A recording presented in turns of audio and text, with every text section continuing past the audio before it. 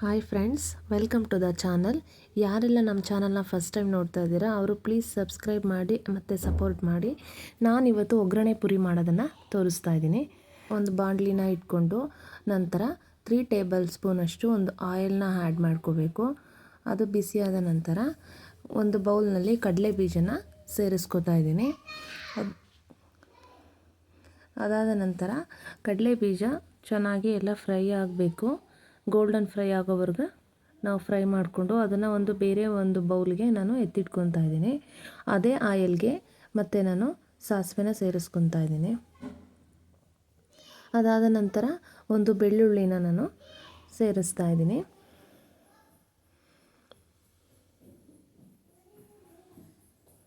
ಅದು ಚೆನ್ನಾಗಿ ಫ್ರೈ ಆದ ನಂತರ ಒಂದು 3 ರಿಂದ 4 ಒಣಮೆಣಸಿನ್ಕಾಯಿನ ಆ್ಯಡ್ ಮಾಡ್ಕೊತಾ ಇದ್ದೀನಿ. ಅದು ಕೂಡ ಸ್ವಲ್ಪ ಫ್ರೈ ಆದ ನಂತರ ನಾನು ಕರಿಬೇವಿನ ಸೊಪ್ಪನ್ನ ಸೇರಿಸ್ತಾ ಇದ್ದೀನಿ.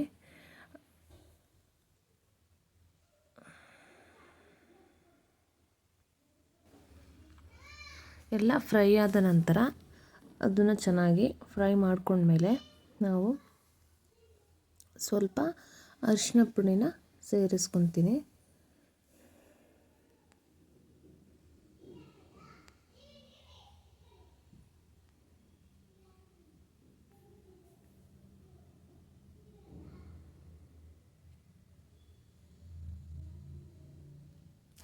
ಅದಾದ ನಂತರ ಎಲ್ಲ ಫ್ರೈ ಆದಮೇಲೆ ಅದಕ್ಕೆ ನಾನು ಪುರಿನ ಒಂದು ಬೌಲಲ್ಲಿ ಆ್ಯಡ್ ಮಾಡ್ಕೊತಾ ಇದ್ದೀನಿ. ಒಂದು ಬೌಲಷ್ಟು ನಾನು ಪುರಿನ ತೊಗೊಂಡಿದ್ದೀನಿ.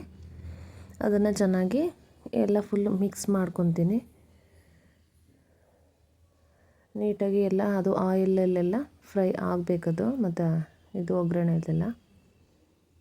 ನೆಕ್ಸ್ಟು ಇನ್ನೊಂದು ಬೌಲ್ನ ನಾನು ಸೇರಿಸ್ತಾ ಇದ್ದೀನಿ ಪುರಿನ. 2 ಬೌಲು ಪುರಿನ ನಾನು ತೊಗೊಂಡಿದ್ದೀನಿ.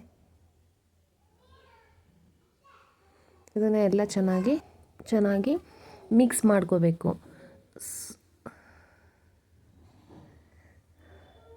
ಪುರಿ ಎಲ್ಲ ಚೆನ್ನಾಗಿ ಮಿಕ್ಸ್ ಆದಮೇಲೆ ನಾನು ಇದಕ್ಕೆ ಒಂದು ಸ್ವಲ್ಪ ನಾನು ಸಾಲ್ಟನ್ನು ಸೇರಿಸ್ಕೊತಾ ಇದ್ದೀನಿ. ನಂತರ ನಾನು ಆವಾಗಲೇ ಕಡಲೆ ಬೀಜನ ಫ್ರೈ ಮಾಡಿ ಎತ್ತಿಟ್ಕೊಂಡಿರೋದನ್ನು ನಾನು ನೆಕ್ಸ್ಟ್ ಆ್ಯಡ್ ಮಾಡ್ಕೊತೀನಿ.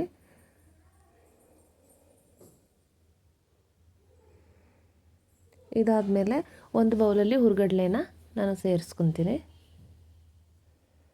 ಅದಾದ ನಂತರ ರೆಡ್ ಚಿಲ್ಲಿ ಪೌಡರ್, ಖಾರದ ಪುಡಿನ ನಾನು ಆ್ಯಡ್ ಮಾಡ್ತಾಯಿದ್ದೀನಿ.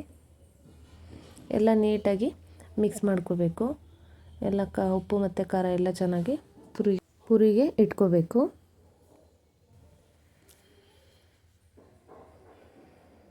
ಎಲ್ಲ ಚೆನ್ನಾಗಿ ಮಿಕ್ಸ್ ಮಾಡ್ಕೊತಾ ಇದ್ದೀನಿ.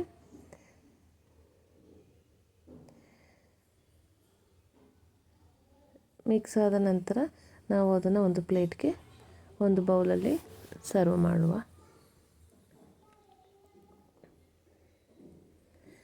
ಈವ್ನಿಂಗ್ ಟೈಮಲ್ಲಿ ಇದನ್ನು ಸ್ನ್ಯಾಕ್ಸ್ ಆಗಿ ನಾವು ತಿನ್ಬೋದು. ಎಸ್ಪೆಷಲಿ ಮಕ್ಕಳಿಗೆ ತುಂಬ ಇಷ್ಟ ಆಗುತ್ತೆ. ಯಾರೆಲ್ಲ ನಮ್ಮ ಚಾನಲ್ನ ಸಬ್ಸ್ಕ್ರೈಬ್ ಮಾಡ್ದೇ ನೋಡ್ತಾ ಇದ್ದೀರಾ ಅವರು ಪ್ಲೀಸ್ ಸಬ್ಸ್ಕ್ರೈಬ್ ಮಾಡಿ ಮತ್ತು ಸಪೋರ್ಟ್ ಮಾಡಿ. Thank you for watching.